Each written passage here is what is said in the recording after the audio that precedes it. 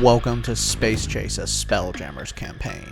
This is an arcane punk meets high fantasy story as a group of misfits attempt to navigate the stars as well as dimensions, all while things in the greater D&D multiverse are coming down on their heads. When we last saw Squad 6, their first official day of training was going as well as their orientation. After meeting a cadet of Squad 5, a young spellcaster named Myken, our cadets discovered they would soon take part in a new assignment, one that would test not their combat capabilities, but their problem-solving skills. Within the power of the shadow magic rooms, Squad 6 sailed from Toril in search of a missing vessel and its logbook. After navigating through a swarm of electric space eels, they located the lost vessel within an asteroid field. Cadet Val and Agamas leapt from the ship to find the logbook. After Agamas nearly suffocated, our cadets found the logbook and headed back to their starting point. It was then the assignment took a turn for the worse. Hidden within the shadow magic chamber was a deadly trap that activated and nearly killed all those within, but in the end, our cadets survived. Who planted this trap and what purpose does it serve? Maybe we'll find out.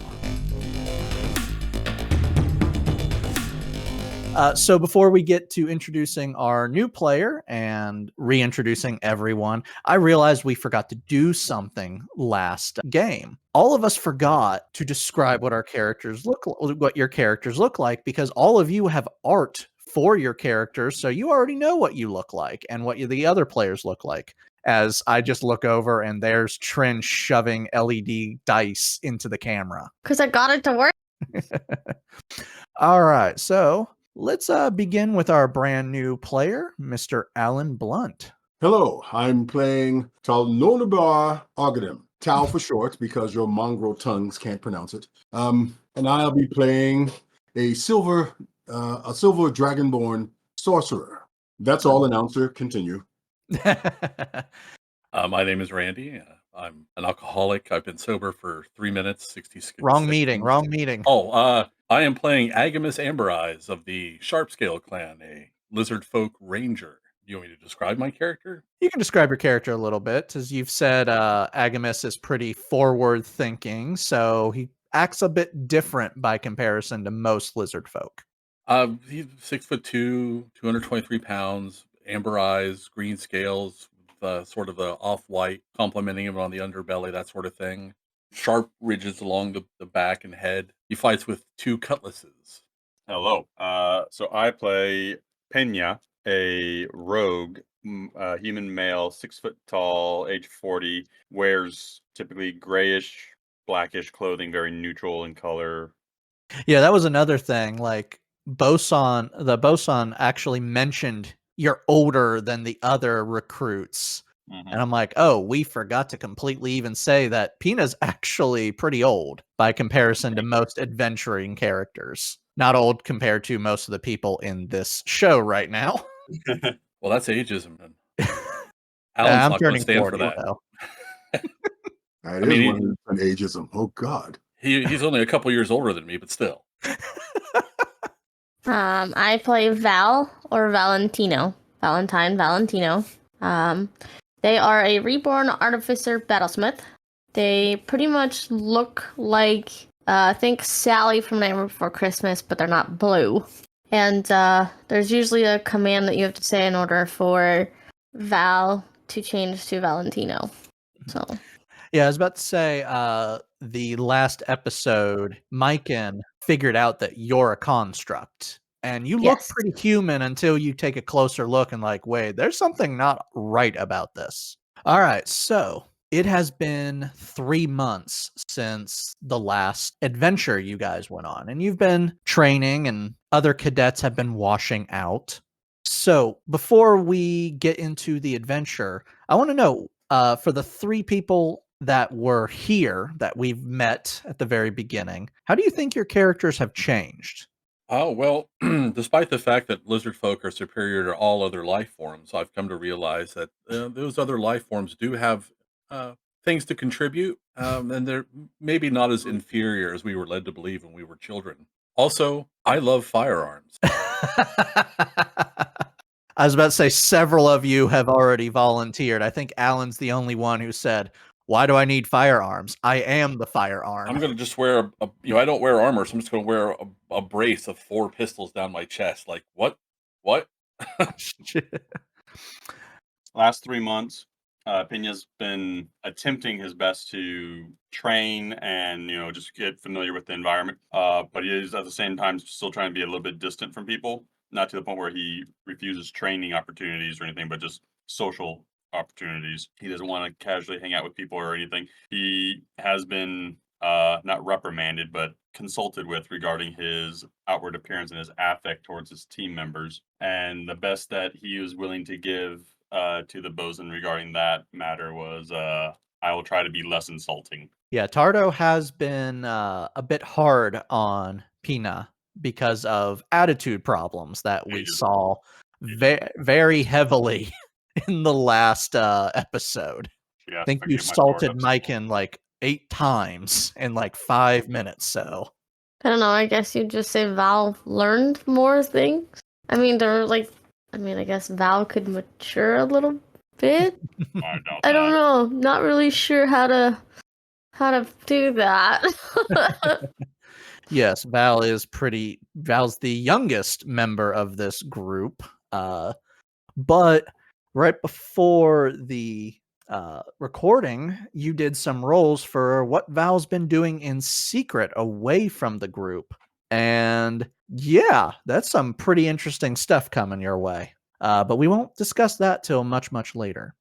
So, Tall, over the course of the 3 months you've been training, you've been seeing people wash out, of course. In fact, your entire squad has washed out, excluding you. You're now the last one left. Because I'm superior. But you do know about Squad 6, who our 3 other adventurers are part of. You know Pena has now a very bad reputation as being someone who just insults people for no reason. That's why he's our commander. And there's also a rumor going around that Val isn't human. Looks human, but isn't human. In fact, might actually be a... Hey, how tall is Val, by the way? Val's only 5 foot. Yeah, I was about to say, I think you only made 5 foot. Yeah, there's a rumor that Val might actually be a 5 foot tall doll that has somehow come to life. Though no one really knows if that's true or not. So you're saying she's a Pinocchio? There's a real chance that Val's a Pinocchio. Oh, one other thing, I've been studying the planes too. Oh yes, you've been studying the planes. Given the I was wondering if you conclave. wanted to talk about that. Yeah, I've been trying to find all the information I can about the various planes and portals and whatnot. So Val, you have a new friend. Would you like to introduce one of the members of your squad to your new friend? You've forgotten what class you are. Like how she's looking at, like Yeah. she's looking. Her angle of her look is right at your screen. Mm-hmm. We talked about this the last right after we ended the last recording. Do you have a mouse in your pocket? Is that what it is? Yes, Or are you sure. happy to see me? Do you remember what your subclass is? You just literally mentioned it. Battlesmith, yes. What does a battlesmith get? I make stuff. Yes, but what especially did you make other than the stuff you did rolls for? Oh, you'll get that later. I don't remember. A shotgun? Something that blows up. Oh no. Is it Jackal? Jackal? Is it Jackal? Is the answer Jackal? Is it Jackal? Jackal? Is it Jackal? Val gets to make a construct of her own, and Val got to make said construct. Do you remember? No. Can we call it Little Jimmy Dexter? Was Val under the influence? I don't know if dolls can be drunk, but like No. pixie powder or something up the nose. I don't know. Don't remember. I'm just in this box with glyphs on it and a big switch on the top, and she presses the switch and it doesn't work. It's like I don't remember how this works. That would be something Val would do. No, Val has created a construct hyena. Oh, that's right. Okay, I totally forgot about that. So which one would you like to introduce little Jack to first? There's a reason why I'm asking this. I'll get to it in a second. No, it's Little Jimmy Dexter. I don't remember the names of the characters all of a sudden now. Agamas and Pena. Okay. Agamas. Okay. Agamas, give me a perception check real quick. Oh. Oh, yeah. Hey, a 2. I'm in a room. Oh, you don't know you're in a room. You're very nicely asleep. You're blacked out. You're about to start the 4th month, and which means you're all about to be assigned to ships where you will get hands-on training patrolling realm space. But all of a sudden, you feel as if you're shifting in your bed for some reason. And when you wake up, there's your friend Val right up close to your face. Because you know Val doesn't actually sleep. That's just staring at you like, what are you doing? Is there a fire? No. Is the building sinking? No. Then what in the 9 hells are you doing? Trying to figure out what you're doing. I'm sleeping. That's what that is? Yes. Oh, okay. What does that do? Think of it as the body has a battery in it, and that battery needs recharged every now and again. Oh, So okay. sleeping recharges the battery. Got you. Assume then that there's a reason you've woken me. I have a friend. I want to show you my new friend. Is it Mikan? Huh? Oh, yeah, okay. Where's this new friend? Right here on the floor. Agamas, as you turn to look, right next to you is it's a medium-sized creature, so it's relatively big, but it is a metal clockwork hyena. And unfortunately, it doesn't have lips, so its fangs are completely bared to you in a metal grin. And it's just staring right at you. What in the 9 hells is that? Just my friend. Hey, Pena, give me a perception check. See how well this goes. It's not going to attack us, is it? Oh, it should not. It 18. should not? No. You're waken up, Pena, by the That's- conversation of Val and Agamas. That's not very reassuring. Pena just looks, sees Val. Is she in the bed or is she on the bed? She didn't like Probably snuggle up to him. sitting on the bed. Okay. I see Val sitting on the bed, what looks like a metallic dog, and I'm just like, I just roll back to my side and away from them. Yes, well, I'll pat the hyena on the head. Nice doggy. It's very lovely. You've done a fine job. What does it do? It's my friend. It just walks and follows me. Pena mutters under his breath, at least it doesn't crap on the boat. No, it doesn't do that. All of a sudden, the doors swing open. It's like around 4 a.m, and you just see 3 large Spelljammer officers come right in and start going, Squad 6, Squad 5, Squad 2, get up, get up, get up. And Tall, you're awakened by one of these as you're the last member of Squad 2. And all of you are just quickly shaken from your bed. And you can see Mikan and his squad are also shaken from their bed. What remains of his squad, the elf female left soon after taking a lightning bolt to the chest. But all of you are just keep hearing, get your gear and move. Grab my gear and move. All Pena, right. when he wakes up, tosses the sheet over to find that he's carrying one pistol in his hand, just ready to go. And he's already in his clothes because he's just that kind of person. And he starts putting his gear on, bandolier and everything. I grab my staff and my pack full of snacks, and I continue on.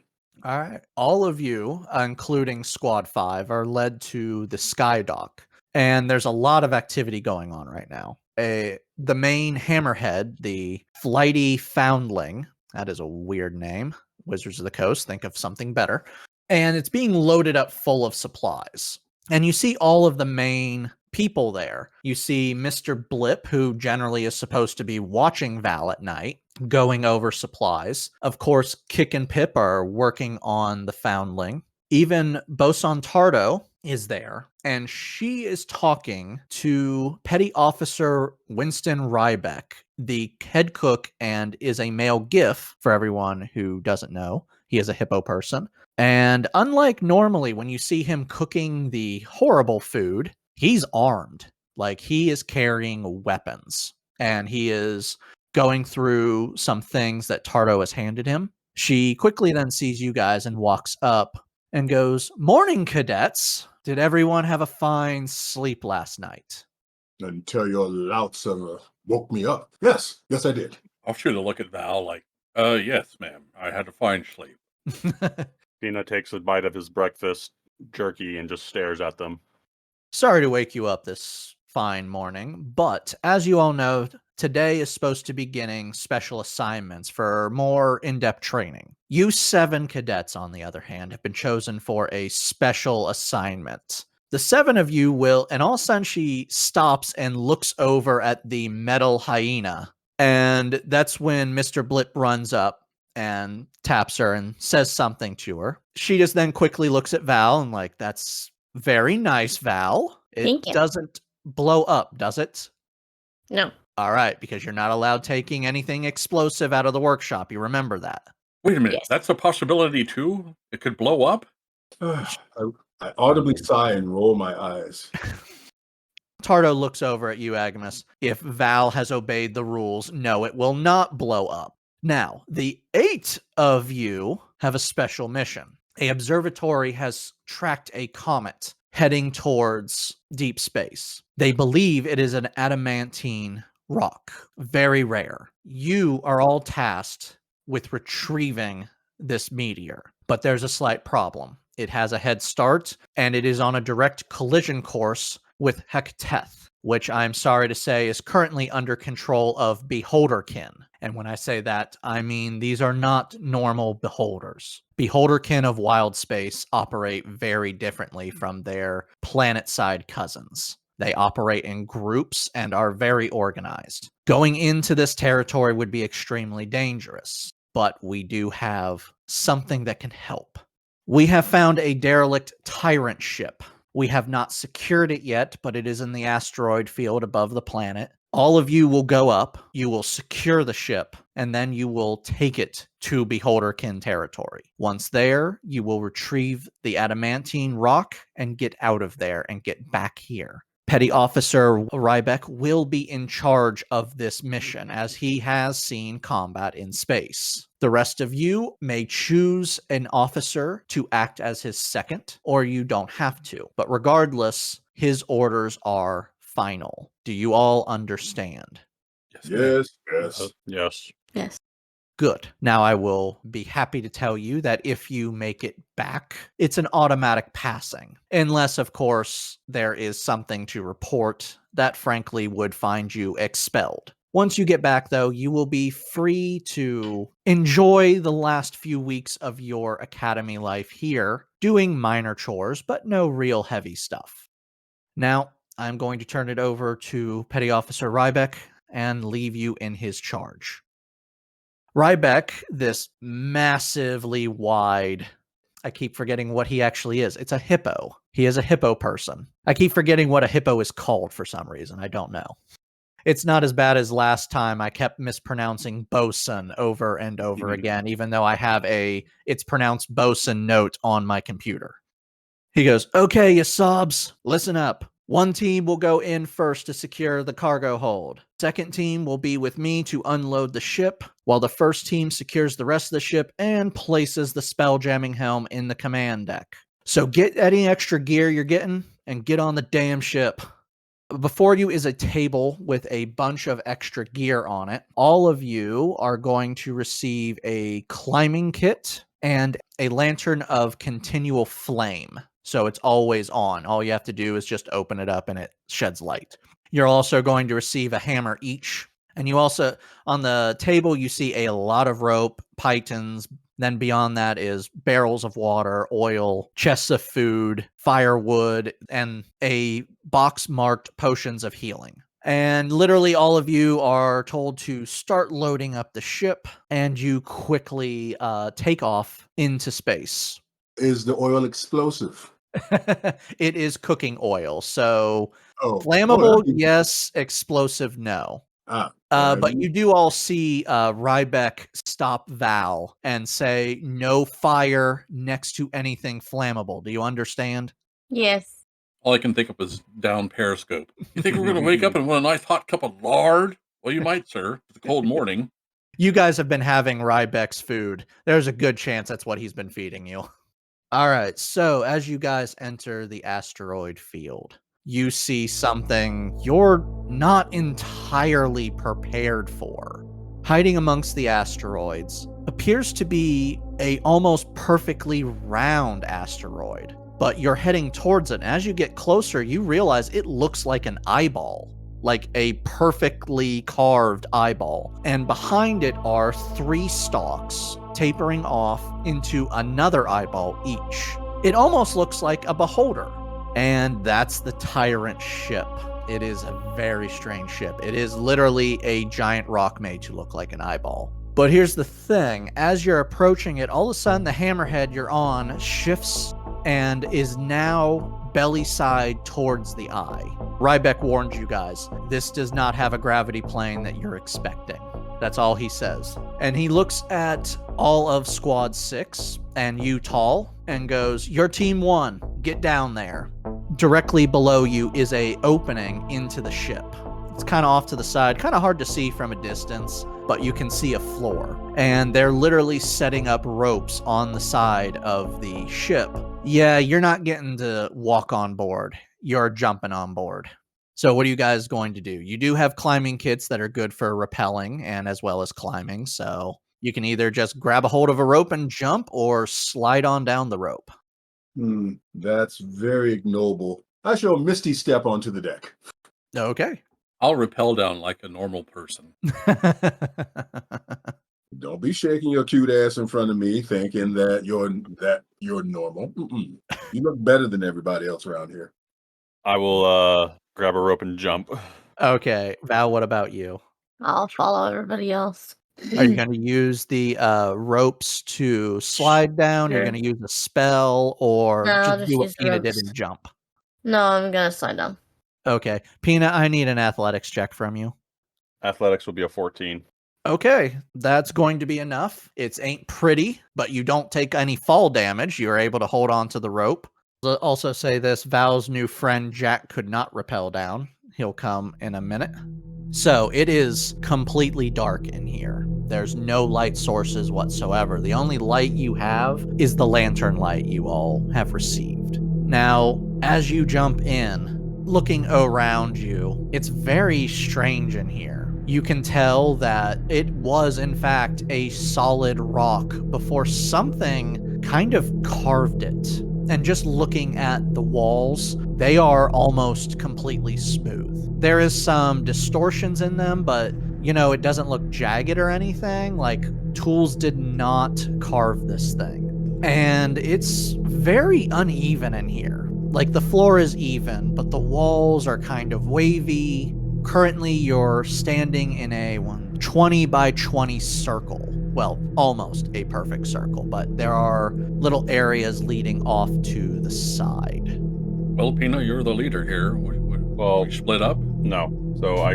make sure. Are you able to take the lantern, like attach it to, like, say, a belt or something, or do you have to hold it with one hand? You do, in fact, have a way of attaching it to your belt if you want to. Okay. So Complicated machinery. Light. Is that Yeah, what you're just- doing, Tall? Yes. Cool. Pena just slowly closes the lamp around that's on attached to his belt, like, okay. He unshoulders his long gun, looks at his team, and what was it? It was a tunnel to the right?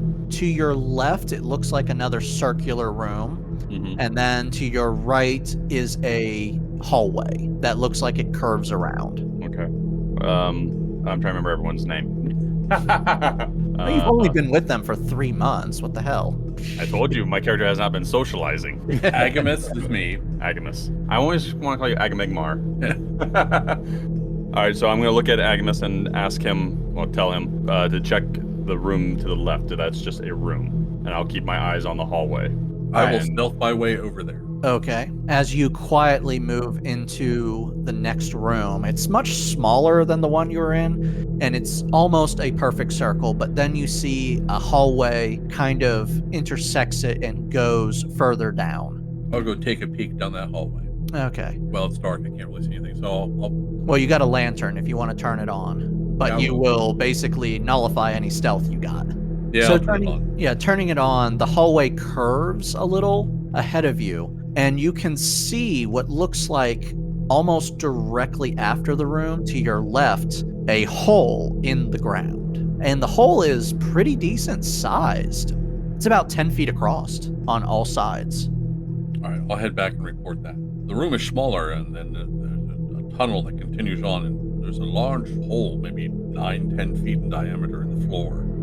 So Pena tells the squad, let's go check out that small room just to ensure that there's nothing in there. So we start moving. Well, I tell everyone, let's move in there. It's same as the last room, completely empty. Walls look almost perfectly smooth, like no tools could make this. And then it goes off further ahead, and you do see the 10-foot diameter shaft leading downwards. But we're going to avoid the shaft because I don't want to get to the shaft. So we're going to continue down the hallway just to continue to check to secure it. As you go down the hallway, it kind of winds just a little bit, and then it goes into a much larger room. This is different from the last two rooms you saw. There seems to be, cut out in the side, a stone couch that's pretty big. It's also about 10 feet wide, but it's carved into an alcove. And it's not very high off the ground. So in other words, you can just literally step onto it. But it's also, this alcove is also circular. And it is, yet again, about 10 feet in diameter. And it's open to this very large circular room. Does anybody know how big a beholder is? Everyone give me an intelligence check, because this actually would have been on one of your courses. Oh, God. Who cares how big a beholder is? I got a 6. I rolled a 1. I rolled a 1. I got Who 12. Who cares how big a beholder is? A beholder's a beholder. Evidently, no one's paying attention. Well, Val, you actually do know. Oh, good. Roughly, maybe there. So you guys do know what a beholder looks like. It's a big, round, ugly bastard with a single eye, a big mouth, and 8 stalks that come out of the back of its head to end in other eyes. And Val, you know that roughly, at least you think, they're probably somewhere between 8 to 10 feet in diameter. And they don't have legs, they float. So do you want to share this, or everyone's just kind of now staring at the big room like, what the hell is this? Sure, I'll share the information with everybody. Oh, they're that big. Is this like its bed or something? Scoping the area. It might actually be a bedroom. You don't know how many beholders are supposed to be in this. All that Tardo said is beholders of wild space operate in groups, unlike beholders on planet side that prefer to be alone. So this might actually be a bedroom. Is there actually a bed here? There is what appears to be a very wide stone couch in a circular alcove that a beholder could actually float into, and if it wanted to, just kind of rest on it, if that's how they sleep. But there's nothing in here. No personal items, no dressing, no nothing. The ship appears abandoned at the moment. And everyone give me another intelligence check. Which is better than the 1. Yeah. Oh, no, this is actually, you should all be able to figure this out, so. 14. 20. 12. 16. Okay, all of you just had the realization. Beholders don't walk, they float. There's a good chance there's no normal way to the next floor except for a big shaft. So you guys just figured out, you have to figure out a way to get a spell jamming helm down to whatever constitute as a command deck in this place. All right. Pena's going to double back and look down that shaft just to see how deep it is. It goes on for a while. I'm going to give a little bit of a rough estimate because I don't have that dimension. You're looking at close to 100 feet. Oh, okay. So I look at the team and I say, we have a choice. We can go down this shaft or we can double back to where we started and go down that other hallway. What say everyone? If we must. Okay, that's not an answer, but okay. Well, we're on the bottom of the ship right now, right? You don't know, actually. I don't think The you know shaft where goes we're... down, though. Where do you think the command deck was? Well, it's an oddball ship. We don't really know. We don't have a map or anything, so all we can do is take a good guess and either tether some rope to something and try and rappel down the hole, or we have to go back and go down that hallway. there's no guarantee that either one of these routes will take us to a command deck. Well, I think that we should go back to the hallway, only because knowing the layout of the ship can only help us later on. Okay, so that's one for the hallway. Val? Hallway, okay. I'll just follow everyone else. All right, so since we don't want to risk going down and into God knows what, we're going to go back to the hallway that was on the right side and follow that down. As you pass through the original room, you do hear Rybeck call out from above you. Is the cargo hold secured? Hell if I know.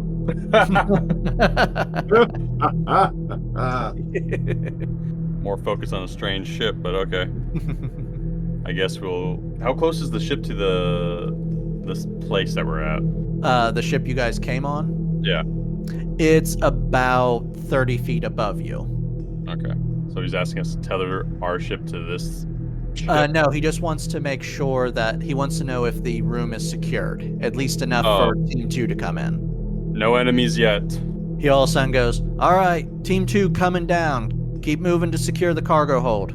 He then rappels down and, whoa, he is a big man. He's about 7 feet tall and pretty damn wide. He slams down. Myken then comes down with using the Featherfall spell and brings Val's new friend, because they could not tether down. But yeah, so now Squad 2 comes down, Squad 2. Rybeck looks at you guys. We're going to start filling the cargo hold with supplies. Keep checking the deck. So we resume our walk towards that hallway. Okay. A little bit down the hallway, before you even really get halfway in, you notice it because of the light that you guys have brought. Directly in front of you in this hallway, is another 10-foot diameter shaft, once more going down. Looks like we're going to have to go down regardless. I look for a place to tether off some rope. You guys do have some pythons back with Rybeck. He's quickly unloading those for you guys. If you want to rappel down and maybe use the pythons to help create a rope ladder of some type so you can climb up easier. What an excellent idea. I go to grab some pythons. Okay. So I'm going to tell you guys this. If you are not going to use the pythons, you are going to have to take some checks to find out if you were going to get down there quickly or All to our slowly. doom. It's not the fall that kills you, it's the sudden stop at the end. It's going to be a few hours of you guys working, but Rybeck also tells you that once all the supplies are off, including the new spelljamming helm, the foundling will be moving back to Toril. So once it leaves, you guys have to complete your mission. So after a few hours, you guys are now directly above a room. And you can see that the shaft opens up into a room. You're still right above it. You have not gone through yet. And you can see that directly beneath you, there is another shaft. Maybe if you jump, you'd probably fall into this other shaft. I'll just say that. I will. Bloody tunnels. Can we see anything in the room other than the shaft? Are you going to look into the room? Yeah. Okay. Give me a con check, Agamas. Dirty 20. So nothing happens to you, but as you enter in, you feel this weird feeling, and you realize what it is. It's a gravity shift. You're not coming through the ceiling. You're on the ground. Basically, the command deck is on a completely different gravity plane than the rest of the ship. Just to let everybody know, the gravity shifts. I'm actually walking on the ground now. So be careful if you're going to dismount the ladder. Yeah, as you go out, the shaft is now at your feet again, and you can see in it, and everyone is upside down. And now you're in another room, and you can see in the center of this room is this bowl area, and it breaks off into 3 separate rooms, as well as you do see 3 holes in the ground, one of which you're next to, and the others are off to the distance. And there is 3 holes above each one of those. And you can't see into the bowl shaped of the middle of the room because of how you're standing. I'll draw my swords and cautiously walk up to it. So in the middle of the room is this bowl-shaped, and sure enough, as you get to it, you see that there's a hole in it that is about, yet again, 10 feet in diameter. Beholders are very weird. Must be the captain's chair. Pena yells for Agamas. Is everything cleared in there? As near as I can tell, no beholders or anything else lurking about. All right, Pena hops into the hole to do the weird gravity reversal. Mm-hmm. Okay, give me a con check. Please, God. Constitution. 16. Okay, you make it. You get a little vertigo as you're going through, but you're not, like, tripping over yourself or anything. I burp some beef jerky. Oh, God. I follow behind Pena. Okay. Give me a con check as well. And Val, if you're also following, give me a con check. Okay, I got Sure. a 14, and I also smell the beef jerky. And I exclaim, "Oh, God, What happened? What is it? 19. beef jerky." Just a little stomach issues, that's all. I'd like to point out the person who doesn't have a stomach got the best con save out of all of you. All right, so you guys are now in this room as I've described it. It branches off to 3 separate rooms. There is this bowl with a hole at the bottom of it, and there are 3 more shafts above you, but you don't know if this is the command deck or not. All right, I'm going to say let's have it where each person pokes their head into each one of the other 3 holes to see if there's anything of note in those rooms.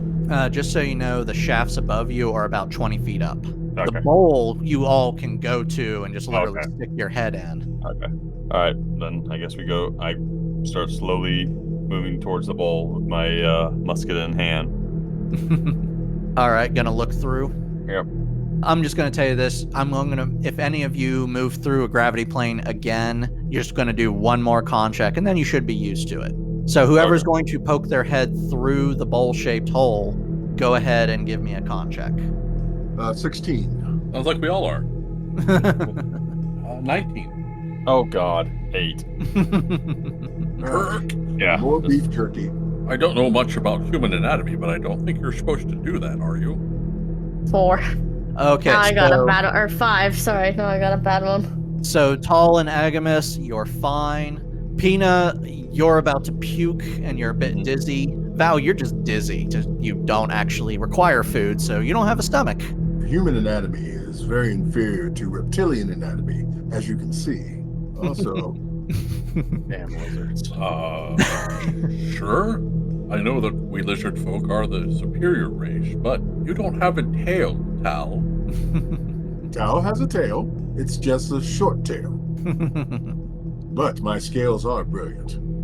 For everyone who can actually see into this bowl and not trying to collapse on the ground from being dizzy, inside this room is a massive chamber, and you realize that the eyeball that you saw coming in, the front of it is a port, and at the very top of this 100-foot ceiling is that eye hole. And also around the room are giant windows. Inside this room is piles of metal junk, so far that you know. It's just junk. You see metal everywhere. Once Pena gets his composure back, he starts to walk around to inspect the piles, but still at a bit of a distance. He's not going to poke and prod it. All right, give me an investigation check. Oh, I apparently am oblivious. 1. It's just a bunch of junk. Anyone else want to check these piles? Oh, of course. Investigation, you say? Yes. 18. 14. All right, you two notice it. These piles just aren't normal junk. These are all autognome bodies that have been ripped apart and scattered around. Like you see the remnants of an autognome's face and a hand. But yeah, these are all disassembled autognomes. Well, this is probably one of the creepiest things I've ever seen. Val, do you know anything about autognomes? Would I know anything about auto? Well, I mean, you've hung out with Mr. Blip for a few months. You know that they are like you, they are constructs, but you don't actually understand how you are made. Your papa never explained it to you. You just know that you're not like everyone else. Autognomes are pure clockwork. They are alive, just like you, but they're clockwork. Someone has to build them piece by piece. And there is quite a lot of them scattered around right now. Do you think that you could piece one together and maybe tell us what's going on and where to go in this place? Can I put one together? I can. Okay. Why don't you give me an investigation check? Okay, I was gonna say, I can see if I can try. Artificers can do anything. They're actually like one of the coolest classes in D&D because of everything they can do. 15. All right. As Agamas tells you this, you start looking through the piles. Says, who knows? Maybe you could do it. But then all of a sudden you notice something. One of the autognomes is basically still together, and he's almost completely whole. You might be able to repair him. Would you like to attempt it? Yes. I need an Arcana check from you then. Oh boy. That doesn't sound confident. 7. I rolled a freaking 2. So you're not able to figure out how to do it. Dang. But if you want to, while the others set up the spelljamming helm, you can spend some time working on this and forego a check. Yes. Okay, so the three of you, while Val is Sitting in trying, the corner, tinkering with something, yeah, Just keeping the child busy. you guys want to head back up to Rybeck and start working on what you need to. Yes. Yep. We'll return, give him a situation report. We'll return to Chief Ryback. Yes, Chief Ryback. So Right. Petty Officer Ryback. Yeah. So all of you return up, excluding Val, because Val's working on something.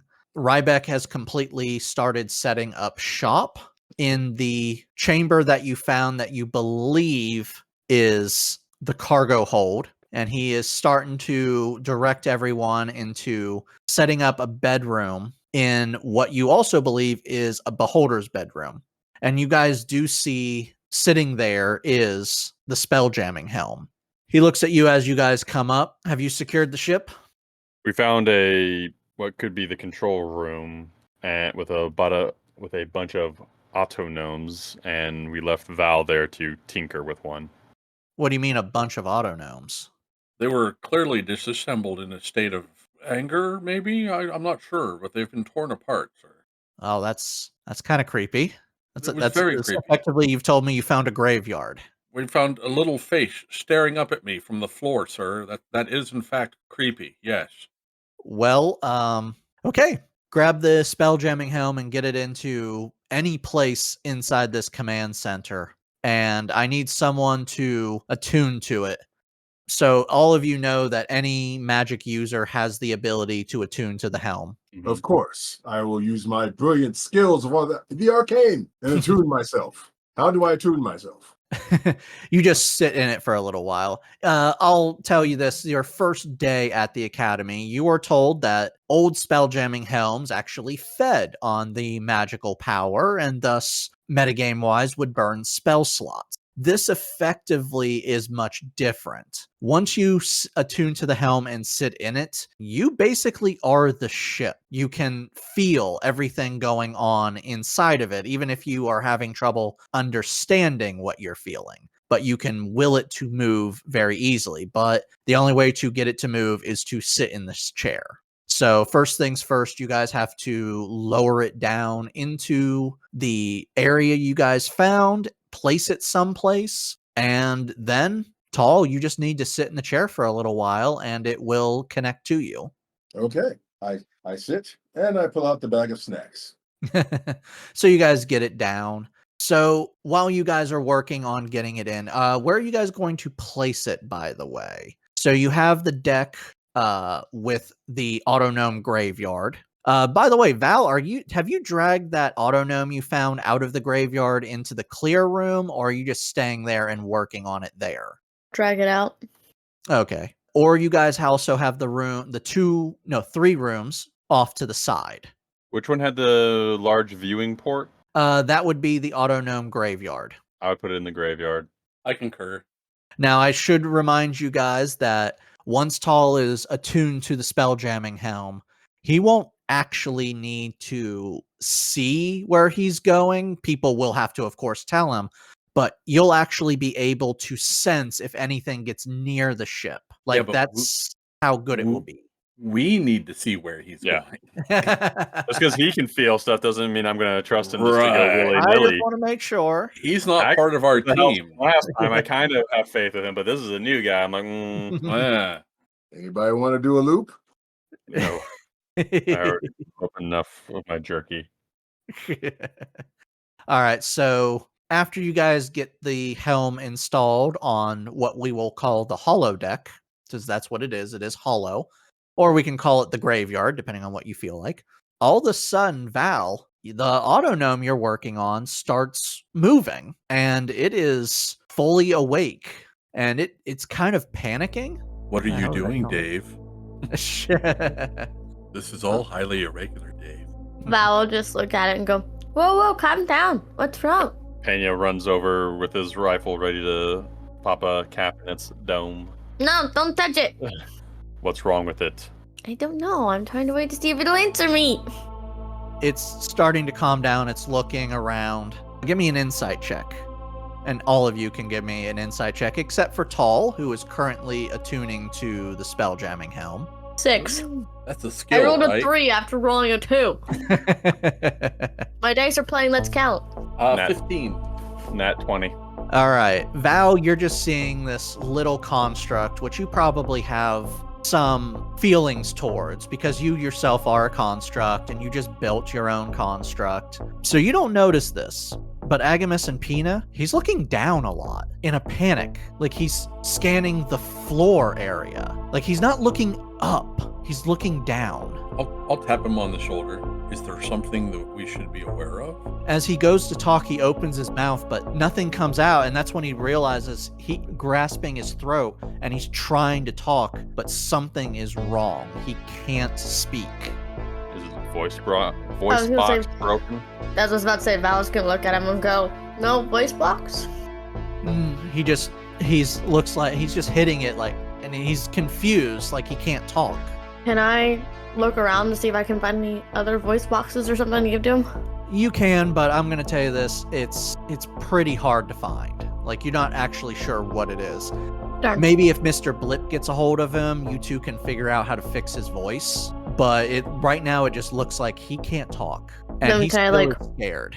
Is there a way I can coerce him to stay with me so I can take him to get his voice box fixed? Yeah, once the mission's done, you can get him to Blip. Okay. Can you write? He just kind of looks at you like he's a little confused, but then just starts quickly focusing and he's waving his hands and he just looks like he's trying to tell you guys something. He's really trying to get you guys to understand something. You guys can either do an insight check to figure out if he is displaying it, or you can give him something to write on, or some way of else communicating. I don't have a pad of paper with me. I rolled a 12 for the insight. Not good enough. Insight check. Well, let's see. Nope. I got a 15 again. 5. All right, Pena, this guy's just starting to annoy you a little bit. Yep. What But- the hell are you trying to tell us? With, I almost said its name, which, by the way, Val, give me a perception check real quick to see if you actually would have seen it. It's actually pretty easy to see, but you might have missed it while you were working on it. Evidently I did. I rolled a 1. All right, you didn't notice it. I noticed jack and shit. He actually has his name written on him. Of course he did. But Agamas and Val, you're kind of feeling like he's describing something was on the ground and it attacked him and maybe the other autognomes. While this is going on, hey, Tall, can I get a perception check? Sure. Ooh, that's going to be a 7. So back to the group with the autognome. I'm like, wait one moment. And I'll run over to where Tall is, and I'm assuming he's in some sort of trance. Well, he's just sitting there. That's all you need to do is you just need to give it time for the chair to attune to you. Tall, do you have a quill or pen or paper or anything like that? Of course I do. Here, May I borrow some? $5. No, here. And I'll take it and then take it back to the autognome. He quickly grabs it and he starts scribbling. By the way, do any of you speak Gnomish? No. I love it. The cat starts writing. What's he saying? Meow, meow, meow, meow, meow, meow, meow. Nope. Damn. He tries to show it to you guys. Like, he's like, read it, read it. Yeah. Do you know common, draconic, Can you elvish, draw just a simple picture? bullywog? Okay, Pena, the second you say picture, he quickly looks at you and starts drawing. What he's drawing ain't pretty. It looks like some type of insectoid with some type of weapons on its front legs. And after he draws it, he shows it to you guys and literally is starting to point to the hollow deck where Tal is sitting. Ah, shit. What awaits our adventurers within the holodeck, and can they save Tal before it's too late? Tune in next time to resume their adventure through the stars. Thanks for joining us, everyone. Make sure to like and subscribe to keep following up on this crazy campaign, and don't forget to tell your friends about us. Podcasts like us grow with word of mouth and survive through the interactions with you.